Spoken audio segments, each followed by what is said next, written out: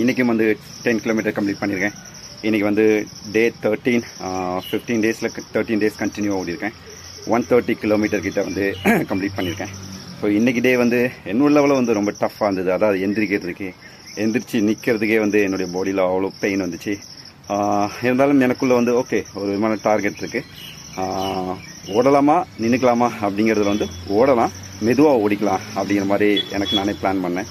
So இங்கேருந்து போகிற வரலும் என்ன நானே புஷ் பண்ணேன். போனதுக்கப்புறம் என்னுடைய உடல் வந்து எந்த அளவுக்கு ஒத்துழைச்சதோ அந்த அளவுக்கு அதே ஸ்பீடில் தான் ஓடிட்டே இருந்தேன். ஸோ இந்த மாதிரி டைமில் வந்து நான் என்ன பண்ணுவேன் அப்படின்னா, என்னுடைய அந்த தீர்க்க முடியாத பிரச்சனை, அதுக்கப்புறம் வந்து டார்கெட், இன்றைக்கி என்ன டார்கெட், 1 மந்த் என்ன டார்கெட், 1 இயர் டார்கெட் என்ன, லைஃப் டைம் டார்கெட் என்ன, 10 இயர்க்கு அப்புறம் என்ன அப்படிங்கிற மாதிரி அதெல்லாம் பற்றி யோசித்து நானே முடிவு எடுப்பேன். மற்றபடி வந்து ரன்னிங்கை பற்றி ஒரு சிந்தனையே இல்லாத அளவுக்கு என்ன நானே ஒரு பழக்கப்படுத்துவேன்.